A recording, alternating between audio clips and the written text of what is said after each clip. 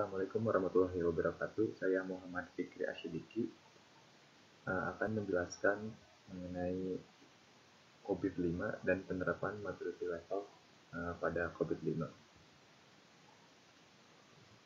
Untuk cakupan pembahasannya, itu ada dua bahasan utama. Yang pertama tentang pemahaman COVID-5, kemudian yang kedua tentang penilaian maturity levelnya. Kalau si COVID-5 itu, COVID-5 merupakan kerangka bisnis untuk tata kelola dan manajemen perusahaan IT dan juga kumpulan alat yang mendukung para manajer untuk menjembatani jarak antara kebutuhan yang dikendalikan, masalah teknis, dan resiko bisnis. Kemudian di COVID-5 ini dia punya 5 prinsip. Yang pertama, meeting stakeholder needs atau memenuhi kebutuhan stakeholder. Kemudian yang kedua, covering the enterprise end-to-end, meliputi seluruh kegiatan perusahaan. Kemudian yang ketiga itu applying a single integrated framework, menerapkan satu framework terpadu. Kemudian yang keempat, enabling a holistic approach, memungkinkan pendekatan holistik. Dan yang terakhir, separating governance from management, memisahkan tata kelola dan manajemen. Untuk penjelasannya, yang pertama, memenuhi kebutuhan stakeholder. Perusahaan ada untuk memberi nilai atau keuntungan bagi stakeholder. Jadi, perusahaan memiliki nilai atau keuntungan pada stakeholder, dia memiliki value creation. Kemudian, perusahaan memiliki banyak stakeholder dan memberi nilai atau keuntungan mempunyai arti yang berbeda dan kadang menimbulkan konflik satu dengan yang lain. Kemudian, kebutuhan stakeholder harus bertransformasi menjadi strategi praktis perusahaan. Bisa dilihat di gambar sebelahnya. Tujuan COVID-5 menerjemahkan kebutuhan stakeholder dalam tujuan yang spesifik dan praktis dalam konteks perusahaan, tujuan teknologi informasi, dan tujuan enabler. Seperti di gambar berikut ini. Kemudian, untuk penjelasan prinsip kedua, tentang meliputi seluruh kegiatan perusahaan, COVID-5 ditujukan untuk tata kelola dan manajemen informasi dan teknologi terkait dari sebuah perusahaan dengan perspektif end-to-end, seperti di gambar di samping. Kemudian yang ketiga, itu menerapkan satu framework terpadu. COVID-5 selaras dengan standar dan framework terbaru yang relevan dan digunakan oleh perusahaan. Untuk enterprise itu ada OSO, ERM, dan sebagainya. Kemudian untuk IT related-nya itu ada ISO 38500, ITIL, dan sebagainya.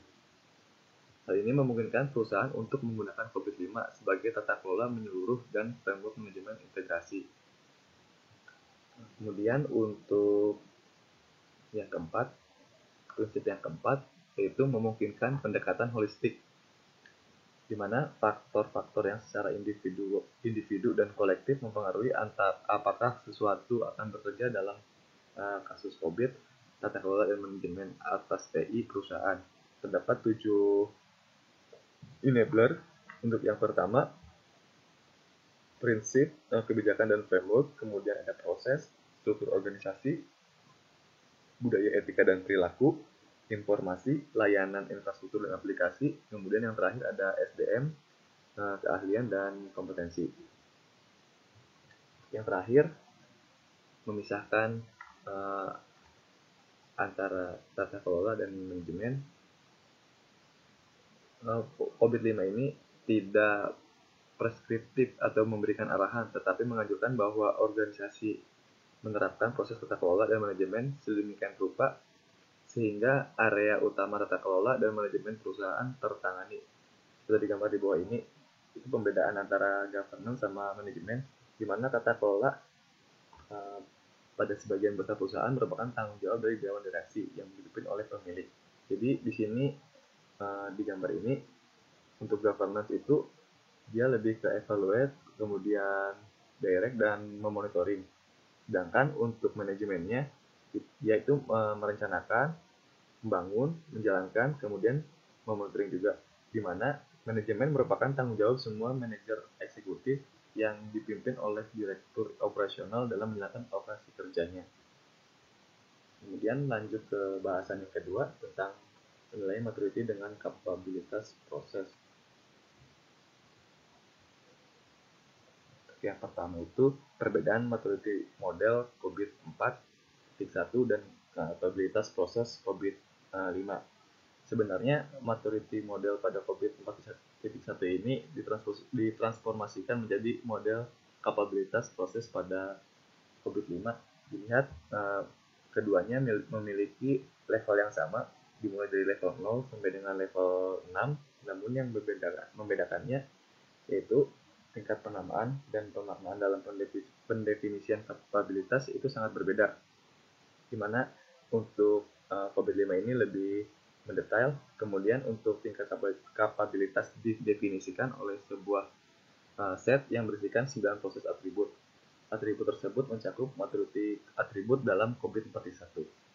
Untuk penamaan levelnya di sini di COVID 4.1 ini untuk level 0 dia ada non-existent, kemudian level satunya ada ad hoc, repeatable hingga optimize. Sedangkan untuk capability model di COVID-5 untuk level 0 itu dia incomplete process, kemudian ada perform process hingga optimizing process. Nah, untuk perbandingannya bisa dilihat di tabel ini, kedua tabel ini perbandingannya. Untuk COVID-5 untuk level 1 itu dia mencakup dua level, level 1 sama level 2 di COVID 4.1 gitu. Kemudian untuk penilaian kapabilitas proses pada COVID-5 itu ada 3. Yang pertama untuk meninjau hasil proses, bagaimana dijelaskan untuk setiap proses dalam deskripsi proses terperinci dan menggunakan skala penilaian. Adapun skala penilaiannya itu ada N, not achieved, di mana skala pencapaiannya itu 0 sampai 15%, kemudian ada P, partial achieved, dia 15 sampai 50%, kemudian ada L, largely achieved, dia 50 sampai 85%, kemudian ada F, fully achieved, dia 85 sampai dengan 100% pencapaiannya. Kemudian yang kedua yaitu praktik kreatif proses, tata kelola dan atau manajemen dapat dinilai menggunakan skala yang sama. Misalnya sejauh mana praktik dasar telah diterapkan. Kemudian untuk yang terakhir, untuk lebih menyempurnakan penilaian, produk kerja juga dapat dipertimbangkan untuk menentukan sejauh mana atribut penilaian tertentu telah tercapai. Terima kasih atas perhatiannya. Wassalamualaikum warahmatullahi wabarakatuh.